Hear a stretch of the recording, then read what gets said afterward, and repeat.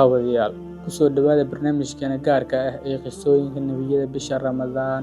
Waxaana weli ku guda jirnaa qisadii Nebi Yuusuf calayhi salaam. Qaybtii inoo dambeysay waxay noo maraysay marxalad xasaasi ah, waqti ay walaalihii Yuusuf qalbigooda ka buuxdo xaasidnimo iyo qorshe qarsoon, iyagoo doonaya inay aabbood ka dhaadhiciyaan in Yuusuf lala diro si ay u fuliyaan waxa ay damacsan yihiin. Maalmo kadib, walaalihii Nebi Yuusuf waxay u yimaadeen aabbahood Nebi Yacquub calayhi salaam iyagoo muujinaya kalgacal been ah.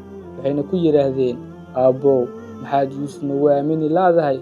Anagu waan ilaalinaynaa, wuuna nala ciyaari doonaa." Qalbiga Nebi Yacquub oo ka cagajiidaya wuxuu dareemay cabsi uusan si buuxda u sharixi karin.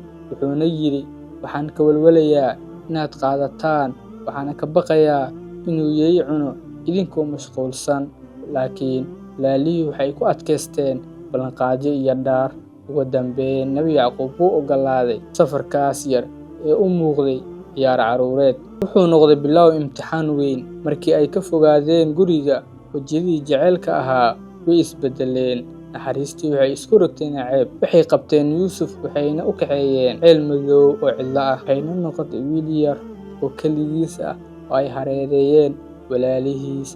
Waxay ka siibeen dharkiisii, kadibna waxa ay ku rideen ceelkii. Laakiin xilligaas mugdiga ah, Ilaahay wuxuu u waxyooday Yuusuf, "Maalin ayaad u sheegi doontaa arrintan iyagoo aan ogeyn." Ceelkii ma noqon qabri ee wuxuu noqday badbaado. Waa inoo qaybta xigta iyo habeen dambe.